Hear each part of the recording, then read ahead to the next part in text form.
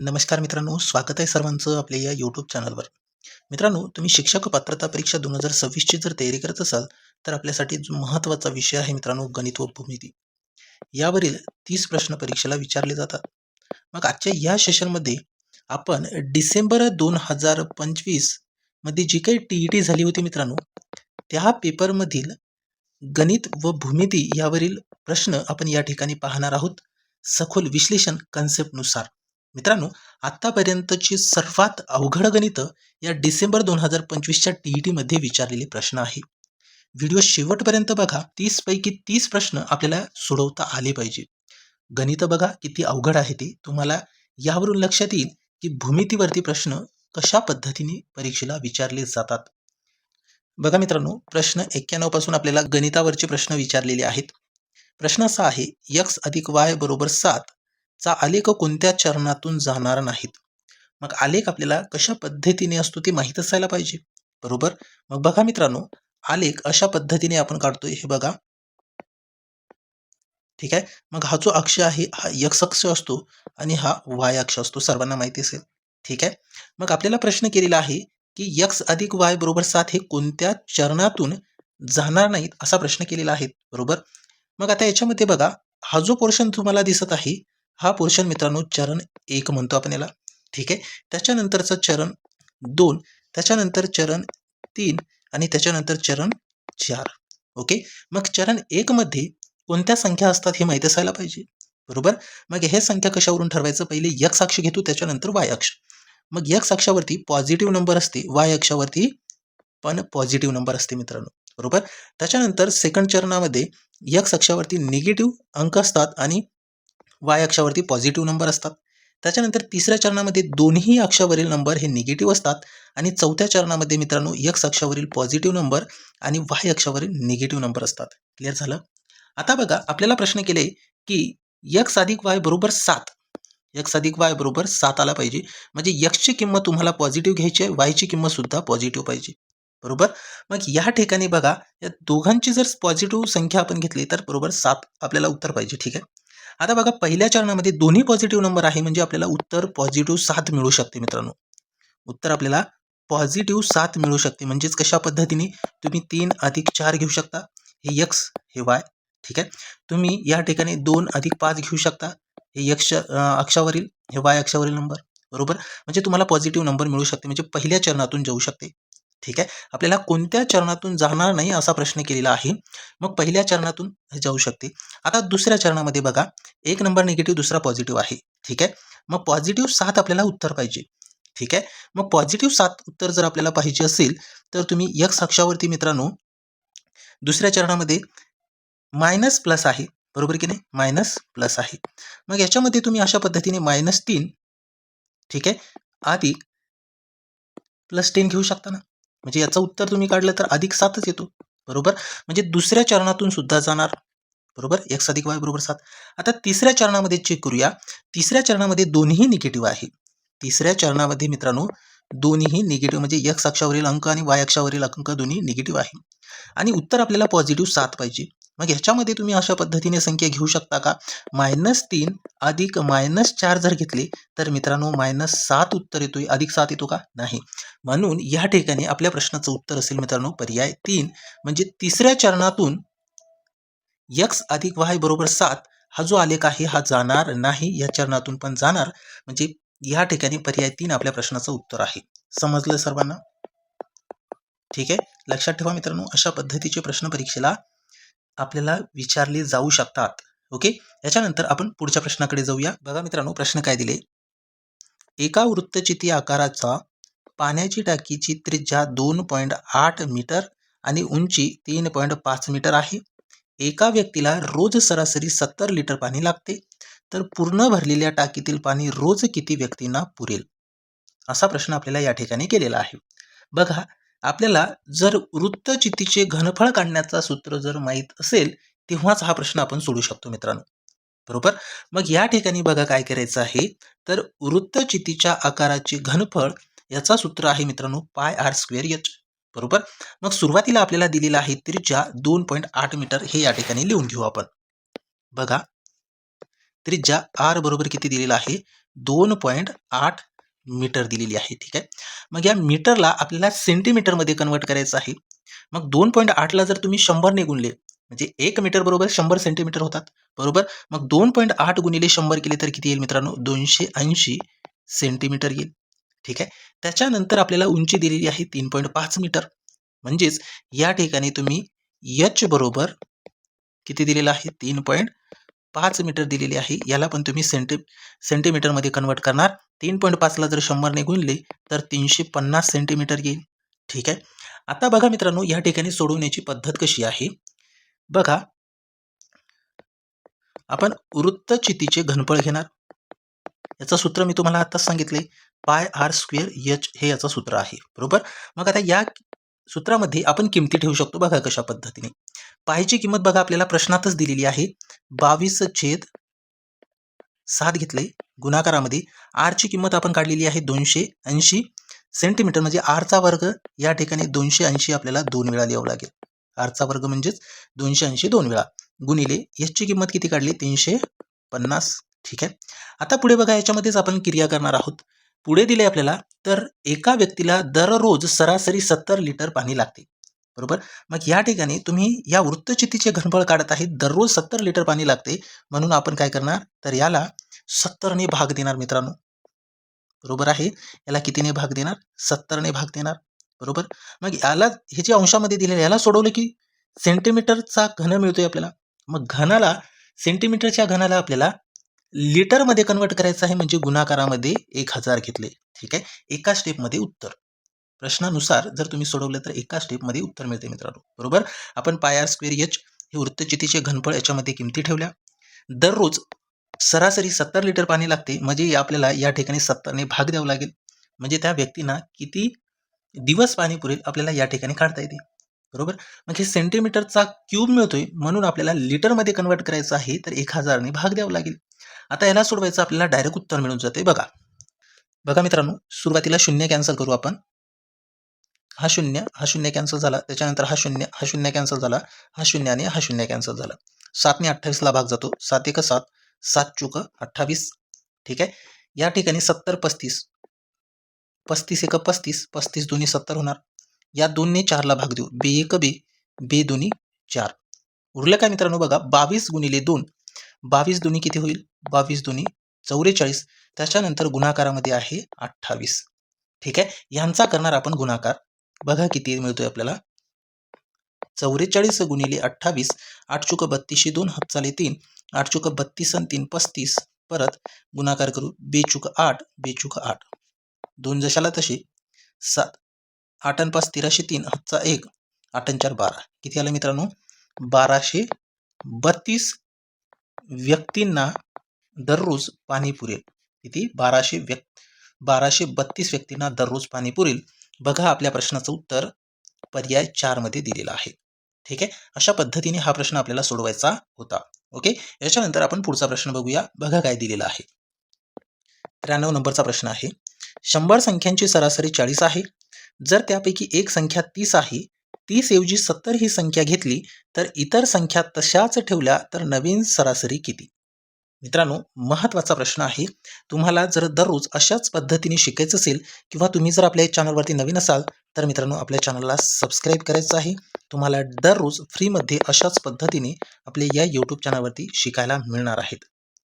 मित्रांनो, ही 2025 डिसेंबर मध्ये जी TET exam झाली होती, त्यामधील आपण प्रश्नपत्रिका विश्लेषण बघत आहोत मित्रांनो. ठीक आहे. आता बघा या ठिकाणी प्रश्न आपल्याला केलेला आहे की 100 संख्यांची सरासरी 40 आहे. बघा मित्रांनो, काय करायचं आहे? सुरुवातीला आपल्याला संख्या दिलेली आहे, त्याच्यानंतर सरासरी दिलेली आहे.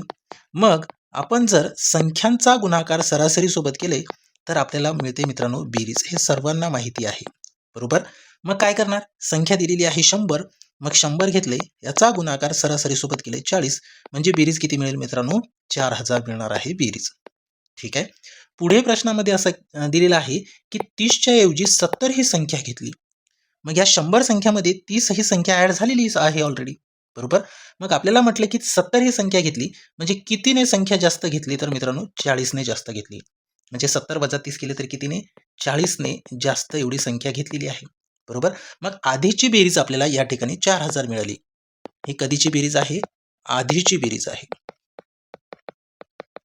बरोबर. मग आता नवीन बेरीज किती मिळेल मग? मग नवीन बेरीज कशी मिळेल? तर याच्यामध्ये आपल्याला +40 करावं लागेल. ठीक आहे. मग बेरीज बघा मित्रांनो किती येईल? शून्याला शून्य जशाला तशी 0 + 4 4, 0 जशास तशी 4 जशास तशी 4040 ही नवीन बेरीज मिळाली आपल्याला. आणि प्रश्नामध्ये असं विचारले की नवीन सरासरी किती? मग नवीन संख्या आहे 4040. मग या 4040 ला एकूण संख्येने भाग देणार. एकूण संख्या किती आहे? 100. बरोबर. मग 4040 ला आपण कितीने भाग देणार? 100 ने भाग देणार. आता करूया भागाकार. ठीक आहे. बघा भागाकार करायचा आहे. हा शून्य कॅन्सल. किती राहिले? 404 भागिले 10. बरोबर. छेदामध्ये जर 10च्या पटीत संख्या असेल तर मित्रांनो अंश जशाला तसा लिहून घ्यायचा. म्हणजे 404 जशाला तशी लिहायचं आहे. या ठिकाणी 1 शून्य आहे. 1 अंकाच्या आधी पॉईंट द्यायचा आहे. 40.4 ही नवीन सरासरी मिळाली आपल्याला. नवीन सरासरी किती मिळाली? 40.4. बघा पर्याय 4 मध्ये आपल्या प्रश्नाचं उत्तर आहे. क्लिअर झालं? अशाच पद्धतीने हा प्रश्न आपल्याला सोडवता येतो मित्रांनो. ठीक आहे. याच्यानंतर आपण पुढच्या प्रश्नाकडे जाऊया. बघायचा मित्रांनो पुढचा प्रश्न काय दिलेला आहे. 30 प्रश्न आपल्याला आजच्या या सेशनमध्ये बघायचा आहे. व्हिडिओ शेवटपर्यंत बघा, महत्त्वाचे प्रश्न आहे. याच्यानंतर भूमितीवर प्रश्न बघा कशा पद्धतीने विचारलेले आहेत. ओके. ही प्रश्नपत्रिका जर तुम्ही व्यवस्थित मित्रांनो समजून घेतले तर याच्यापेक्षाही अवघड गणित तुम्ही सोडवू शकता आणि या टाईपचे प्रश्न आले तर तुम्ही सेकंदात उत्तर काढू शकता मित्रांनो. तुम्हाला माहिती असेल PYQ म्हणजे प्रिव्हियस इयर क्वेश्चन पेपर जर तुम्ही बघितलं तर त्याच्यामध्ये किती क्वेश्चन रिपीट झालेले आहे ते तुम्हाला त्या ठिकाणी पाहायला मिळतात. ओके. त्यासाठी हा सेशन शेवटपर्यंत बघा, समजून घ्या. बघा याच्यानंतरचा पुढचा प्रश्न, प्रश्न क्रमांक 94 बघा काय दिले. एका व्यक्तीने 2000 रुपये 10.5 रुपये या दराने 2 वर्षाकरिता बँकेत गुंतविले तर त्याला मिळणारे चक्रवाढ व्याज किती? चक्रवाढ व्याजवरचा हा प्रश्न आहे मित्रांनो. ठीक आहे. याच्यामध्ये सूत्राचा वापर करायची गरज नाही. बघा तुम्ही या ट्रिक्सनुसार हा प्रश्न सेकंदात सोडवू शकता. मग कशा पद्धतीने सोडवायचा आहे तर बघा, सुरुवातीला आपल्याला या ठिकाणी दर किती दिले मित्रांनो? 10.5. म्हणजे या ठिकाणी तुम्ही बघू शकता दर बरोबर किती? 5% दिले. बरोबर. मग 5% आपण यालाच कशा पद्धतीने लिहितो? 5 भागिले 100. ठीक आहे. याचा भागाकार केलं तर किती येते? 5 एक 5, 5 दुनी 10 म्हणजे 1/20 येईल मित्रांनो. ठीक आहे. आता समजून घ्या, हे 20 हे जे आहे, 20 ही जी किंमत आहे ही मित्रांनो मुद्दल रक्कम आहे. बरोबर. मग मुद्दल रकमेवर 1 रुपये आपल्याला काय मिळाले? व्याज मिळाले. ठीक आहे. आता बघा क्रिया कशी करणार.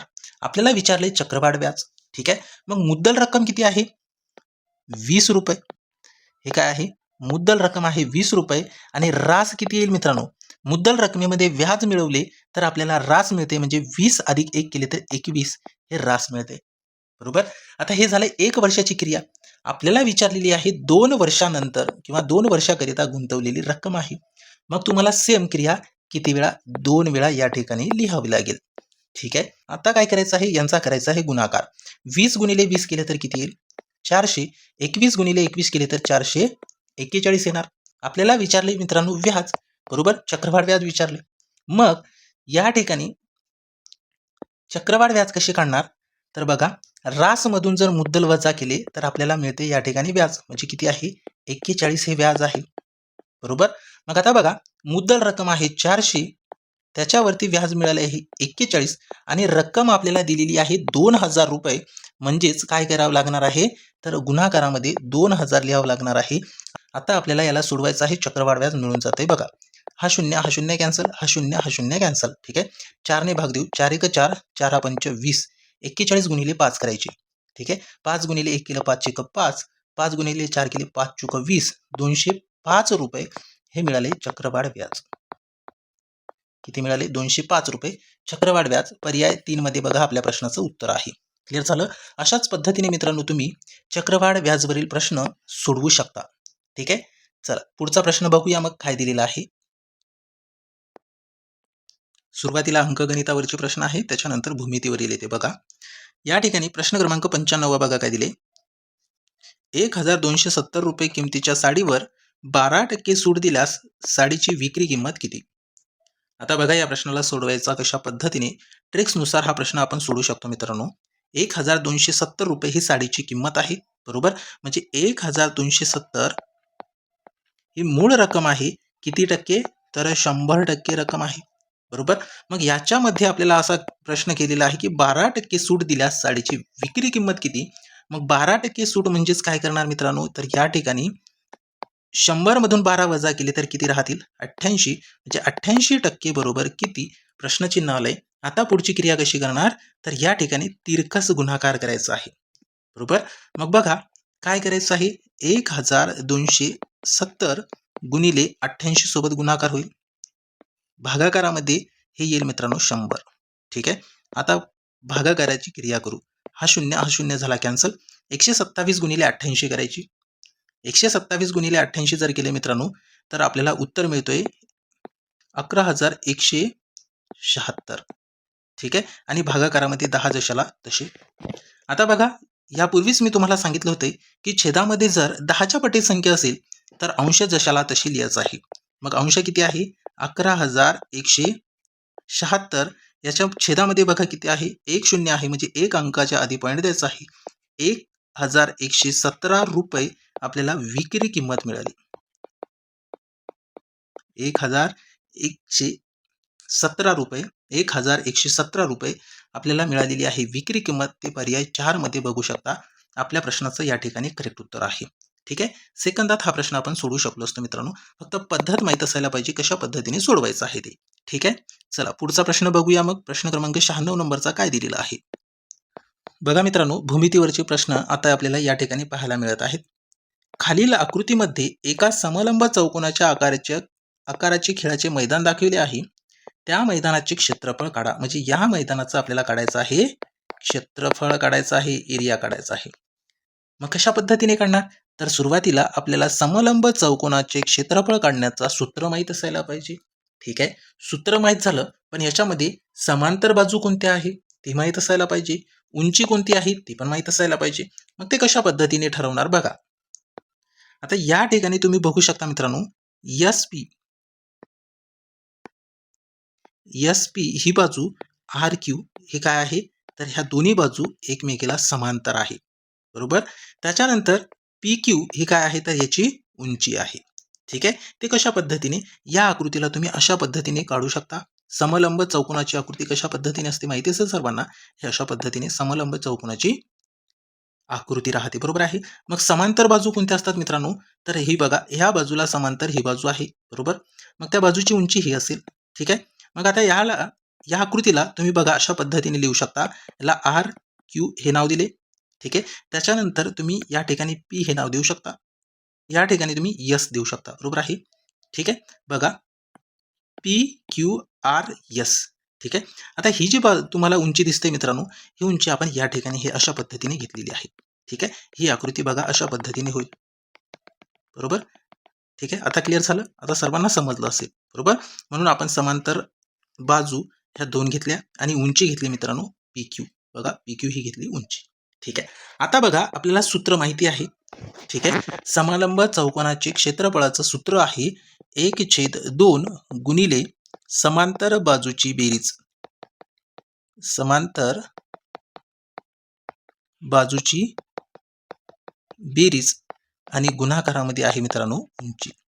लक्षात ठेवा, हे सूत्र आहे समलंब चौकोनाचे क्षेत्रफळ काढण्याचं सूत्र आहे 1/2 गुणाकारामध्ये समांतर बाजूची बेरीज, गुणाकारामध्ये उंची. ठीक आहे. मग आता याच्यामध्ये उंची एच बरोबर किती घेणार? 40 मीटर. आणि समांतर बाजू कोणती आहे? S P Q R. ठीक आहे.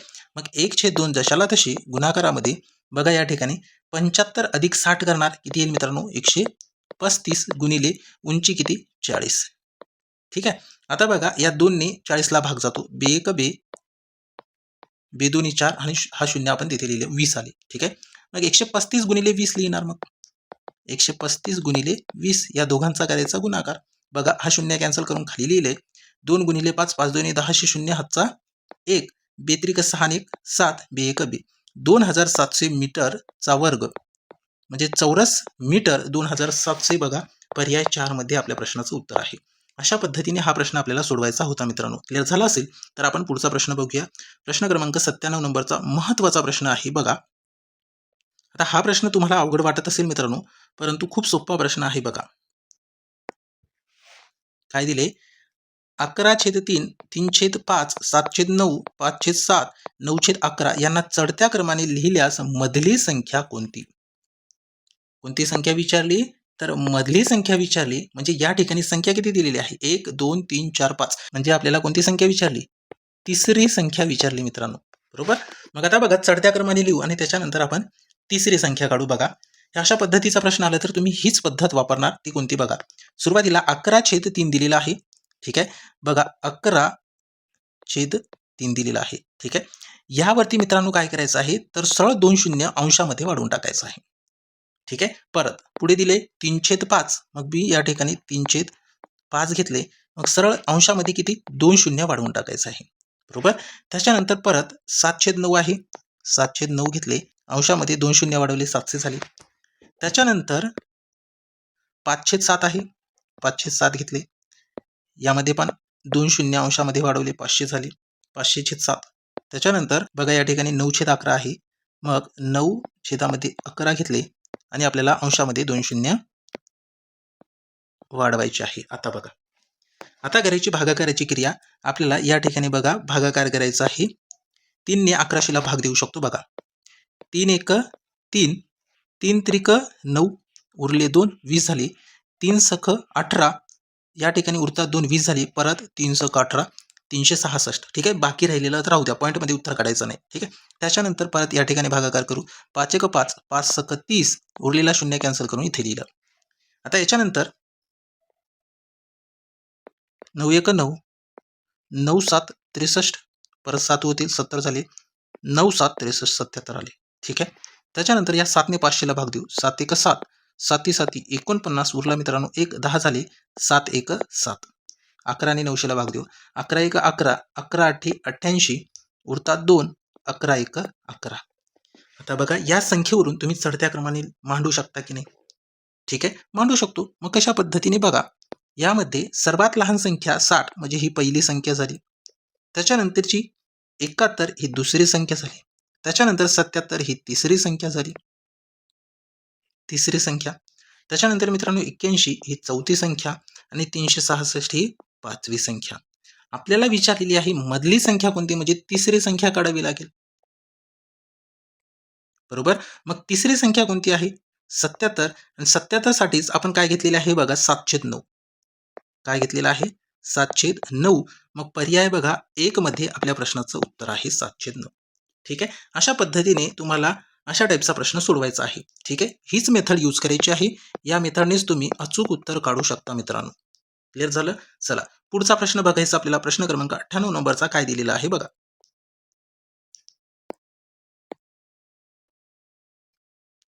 बघा काय दिलेलं आहे. 3 क्रमागत नैसर्गिक संख्या अशा आहेत की लहान संख्येच्या 5 पट मोठ्या संख्येच्या चौपटीपेक्षा 19 ने जास्त आहे, तर त्या 3 संख्यांची सरासरी काढा. बघा मित्रांनो याच्यामध्ये एक कन्सेप्ट लक्षात ठेवा. ते म्हणजे काय आहे? तर आपल्याला 3 संख्यांची सरासरी विचारली. तुम्हाला माहिती असेल सरासरी म्हणजे काय? तर त्या क्रमवार संख्या किंवा दिलेल्या संख्यामधील मधोमध असणारी संख्या म्हणजे काय असते? सरासरीच असते. बरोबर की नाही? मधोमध असणारी संख्या ही काय? असणारी संख्या म्हणजेच सरासरी आपण अशा पद्धतीने म्हणतोय. बरोबर? किंवा मधली संख्या म्हणजेच सरासरी म्हणतोय. बरोबर की नाही? म्हणजे 1 2 3 दुसऱ्या नंबरची संख्या म्हणजे सरासरी आपण घेत असतो मित्रांनो. ठीक आहे. मग आता याच्यामध्ये दुसऱ्या नंबरची संख्या जर आपण काढली तर आपल्याला सरासरी मिळून जाते. मग ते कशा पद्धतीने काढणार? तर बघा सुरुवातीला आपल्याला प्रश्नावरून मांडणी कशी करायचं आहे ते बघायचं आहे. बघा या ठिकाणी सुरुवातीला आपण काय करू मित्रांनो, तर 3 क्रमागत नैसर्गिक संख्या अशा आहेत. मग ते कशा पद्धतीने आहे तर आपल्याला माहिती नाही. मग आपण कन्सिडर करणार की पहिली संख्या, दुसरी संख्या आणि तिसरी संख्या. ठीक आहे.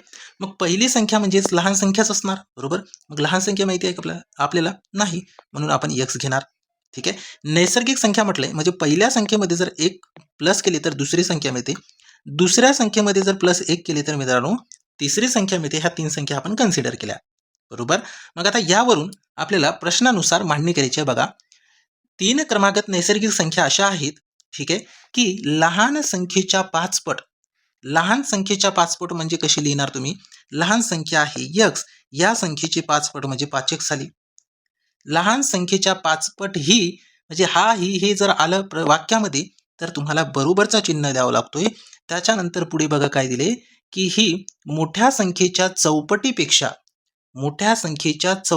म्हणजे मोठी संख्या किती आहे याच्यामध्ये x अधिक 2 ही मोठी संख्या आहे.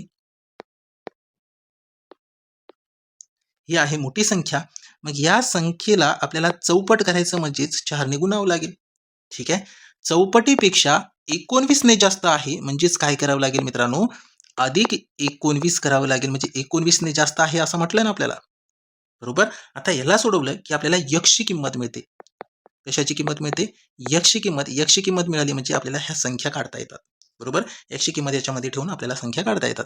मग याला सोडवायचं कशा पद्धतीने बघा, 5x जशाला तशी बरोबरला बरोबर या 4 ने या कंसाला गुणायचं. बघा 4 गुणिले x म्हणजे 4x झाले, अधिकला अधिक 4 गुणिले 2 4 2 8 अधिक 19 जशाला तशी. याच्यानंतर पुढे बघा, हे 5x आणि x हे एका साईडला घ्यायचं मित्रांनो, बरोबर. x ची जी टर्म आहे ती एका साईडला घेऊ आपण. बघा 5x जशाला तशी ठेवलंय.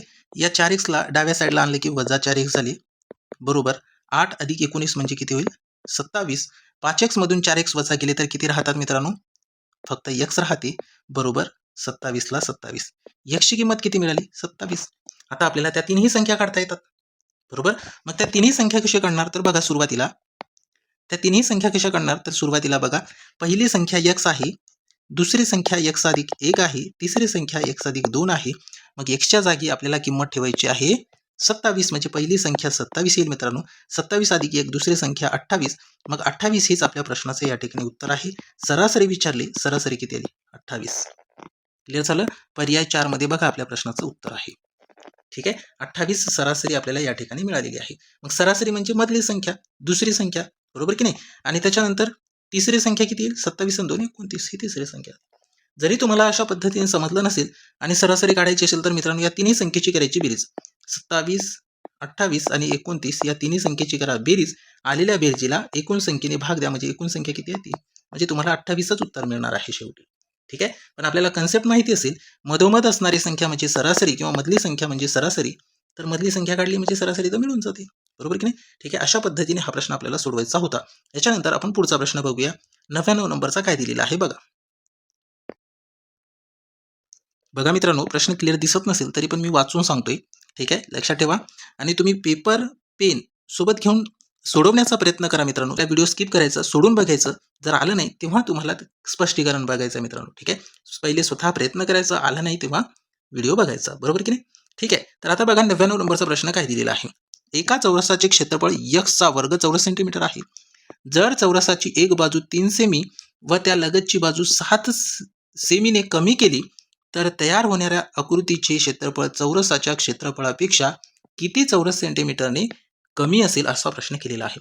अतिशय सोपा प्रश्न आहे मित्रांनो. तुम्हाला फक्त अवघड वाटत असेल पण अवघड नाही मित्रांनो. बघा किती सोपा प्रश्न आहे.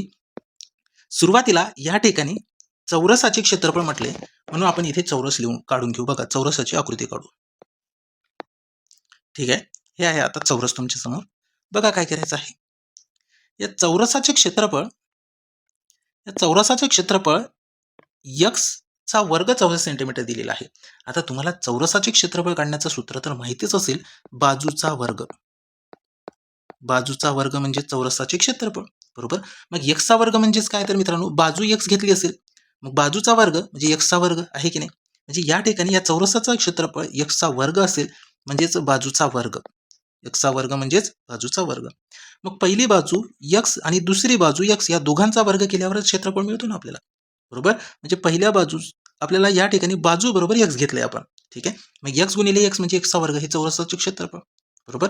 पुढे बघा काय दिले. चौरसाची एक बाजू 3 सेंटीमीटर आणि लगतची बाजू 7 सेंटीमीटरने कमी केली म्हणजे या ठिकाणी पहिल्या बाजूमध्ये 3 वजा करायचे, दुसऱ्या बाजूमध्ये 7 वजा करायचे. तयार होणाऱ्या आकृतीचे क्षेत्रफळ म्हणजे या ठिकाणी तयार झालेल्या आकृतीचे क्षेत्रफळ काढायचं आहे. आणि त्याच्यानंतर आपल्याला प्रश्न केले की चौरसाच्या क्षेत्रफळापेक्षा किती चौरस सेंटीमीटरने कमी असेल असा प्रश्न केले. मग पहिल्या चौरसाचे क्षेत्रफळ आपल्याला दिलेलं आहे, दुसऱ्या चौरसाचे क्षेत्रफळ आपल्याला आता काढायचं आहे. मग कसे काढणार, तर आपल्याला सूत्र तर माहीतच आहे, बाजूचा वर्ग, बरोबर की नाही. म्हणजे या ठिकाणी काय करणार, तर x-3 आणि x-7 यांचा करणार गुणाकार, म्हणजेच दुसऱ्या चौरसाचे क्षेत्रफळ आपल्याला मिळून जातं. ठीक आहे. मग आता बघा गुणाकार करू. या x ने x ला गुणलं x चा वर्ग मिळाले. त्याच्यानंतर या x ने -7 ला गुणले तर -7x येतील. या -3 ने x ला गुणणार -3x आले. त्याच्यानंतर या 3 ने 7 ला गुणले -3 -7 अधिक 7 त्रिक 21 येईल. ठीक आहे. ठीक आहे. आता पुढे बघा काय करायचं, याला सोडवायचं आहे. x चा वर्ग -7x 3x म्हणजे किती, -10x येईल आणि अधिक 21 जशाला तसे. आता बघा हे दुसऱ्या चौरसाचे क्षेत्रफळ मिळाले आपल्याला, चौरस सेंटीमीटर, हे दुसऱ्या चौरसाचे क्षेत्रफळ मिळाले. या आधीच्या चौरसाचे क्षेत्रफळ किती आहे, x चा वर्ग, कितीने जास्त असा म्हटलेला आपल्याला. मग या ठिकाणी आपण या मोठ्या चौरसाच्या क्षेत्रफळातून लहान चौरसाचे क्षेत्रफळ वजा करणार, तेव्हा आपल्याला समजेल कितीने मोठा आहे की लहान आहे ते, बरोबर की नाही. मग या ठिकाणी आपण वजाबाकी करू. बघा आधीच्या चौरसाचे क्षेत्रफळ x चा वर्ग होतं, याच्यामधून नंतरच्या चौरसाचे क्षेत्रफळ आपण वजा करू. x चा वर्ग वजा 10x अधिक 21. ठीक आहे. आता याला सोडवायचं आहे. बघा हे x चा वर्ग जशाला तसे. आता या वजाने पूर्ण कंसाला गुणावं लागतो आपल्याला, बरोबर. म्हणजे वजा x चा वर्ग येईल, वजा हे वजा झाले अधिक 10x येईल, वजा आणि हे अधिक झाले वजा 21. ठीक आहे. आता करायची बघा या ठिकाणी हे वजा x चा वर्ग आणि हे x चा वर्ग झाले कॅन्सल. मग राहिलं काय, फक्त 10x वजा 21. मग कितीने कमी आहे, तर 10x वजा 21 ने कमी आहे. बघा पर्याय 3 मध्ये आपल्या प्रश्नाचं उत्तर आहे. अशा पद्धतीने हा प्रश्न आपल्याला सोडवायचा होता मित्रांनो. सोपा प्रश्न आहे, थोडंसं विचार करायचा होता आणि प्रश्नानुसार आपल्याला सोडवायचा होता मित्रांनो. याच्यामध्ये दुसरी कोणतीच क्रिया करायची आवश्यकता नव्हती, बरोबर की नाही. प्रश्न जसा म्हणतो त्याचनुसार आपल्याला सोडवायचं, म्हणजे आपल्याला उत्तर करेक्ट काढता येते. ठीक आहे. आता याच्यानंतर आपण पुढचा प्रश्न बघूया. प्रश्न क्रमांक 100 नंबरचा बघा काय दिलेला आहे. बघा कॅल्क्युलेशनवरचा प्रश्न आहे. व्हिडिओ थोडासा लेंदी होईल, परंतु महत्त्वाचा आहे. ओके. आता या ठिकाणी प्रश्न काय दिलेला आहे बघा 100 नंबरचा. कंसामध्ये 6/5 चा घन वजा वर्गमूळमध्ये 50/41 भागिले 10 चा घन दिलेला आहे, अधिक 0.7 चा घन बरोबर किती. ठीक आहे. आता या प्रश्नाला सोडवण्याची पद्धत कशी आहे बघा. सोपा प्रश्न आहे, अवघड नाही मित्रांनो. ठीक आहे. बघा सुरुवातीला काय करायचं आहे, 6/5 चा घन आहे, मग या दोन्ही संख्येचा घन करायचा. ठीक आहे. 6 चा घन किती, 216 भागिले 5 चा घन किती येतोय 125, वजा जशाला तशी 50 वर्गमुळामध्ये बघा 5041 हे कशाचा वर्गमूळ आहे, तर मित्रांनो 71 या संख्येचा वर्गमूळ आहे. छेदामध्ये 10 चा घन म्हणजे किती होतात 1000, 10 चा घन म्हणजे किती 1000, अधिक जशाला तशी 7 चा घन करायचा आहे. मित्रांनो 0.7 चा घन करत असताना 0 जशाला तसे 0.7 चा घन करा 343 होते, म्हणजे 0.343 येईल. आता तुम्हाला वाटत असेल की डायरेक्ट कशी काय, तर 6 चा घन काढायचा आहे, म्हणजे 6 चा गुणाकार 3 वेळा. 6 चा घन आपण काढत आहोत, म्हणजे 6 चा गुणाकार 3 वेळा. 5 चा घन काढत आहे, 5 चा घन 3 वेळा. 50/41 वर्गमूळ. मित्रांनो तुम्ही 7व्या वर्गाचा टेक्स्टबुक बघा, त्याच्यामध्ये वर्गमूळ कशा पद्धतीने काढायचं आहे ते तुम्हाला पाहायला मिळते. 7व्या वर्गाच्या टेक्स्टबुकमध्ये आहे वर्गमूळ काढण्याची पद्धत. कोणती आहे, तर भागाकार पद्धत आहे. मग भागाकार पद्धतीने तुम्ही वर्गमूळ कोणत्याही संख्येचा काढू शकता. ठीक आहे. आणि आपल्या चॅनलमध्ये मी शिकवलेला पण आहे की भागाकार पद्धतीने वर्गमूळ कशा पद्धतीने काढायचा. कुठल्याही संख्येचा तुम्ही वर्गमूळ काढू शकता. ठीक आहे. ती जर मेथड तुम्हाला माहिती असेल तर तुम्ही त्या पद्धतीने सुद्धा काढू शकता, बरोबर. मग त्याच्यानंतर 10 चा घन 1000 आणि 7 चा घन 7 चा गुणाकार 3 वेळा केले तर 343 येते. ठीक आहे. आता बघा या ठिकाणी या दोन अपूर्णांकाला एक सारखं आपल्याला छेदामध्ये करता येतो का ते बघायचं पहिले. मग 1000 आहे, 125 ला 1000 मध्ये कन्वर्ट करू शकतो का, करू शकतो. मग 125 चा गुणाकार कितीने करावा लागेल, तेव्हा 1000 होते तर 8 ने गुणाकार करावा लागेल. 125 8 1000 होतं, बरोबर. मग छेदाला जर 8 ने गुणले तर अंशाला पण 8 ने गुणावं लागेल. ठीक आहे. मग 216 गुणिले 8 केले तर किती येईल मित्रांनो गुणाकार, 6 8 48 8 हात चाले 4 8 1 8 8 4 12 2 हातचा 1 8 2 16 1 17 1728 भागाकारामध्ये 125 8 किती 1000, वजा जशाला तशी 71 भागाकारामध्ये 1000 जशाला तशी घेऊ, अधिक 0.343 हे पण घेतले जशाला तसे. ठीक आहे.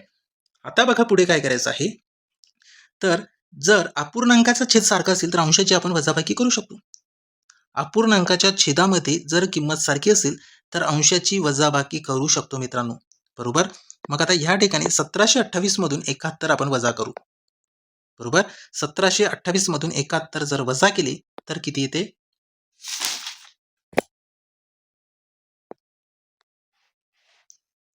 बघा, 1728 मधून आपण 71 वजा करू. 8 वजा 1 7, 12 वजा 7 5, एक इथे दिला परत 6 1, 1657 आली. बरोबर, म्हणजे या ठिकाणी आपण काय करणार? 1657 भागाकारामध्ये 1000 जशाला तसे घेतले, अधिक 0.343 हे पण घेतले. ठीक आहे.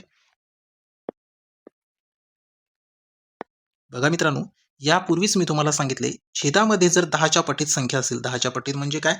10, 100, 1000, 10,000, लाख अशा पद्धतीने संख्या असेल तर अंश जशाला तसा घ्यायचा आहे. अंश किती आहे?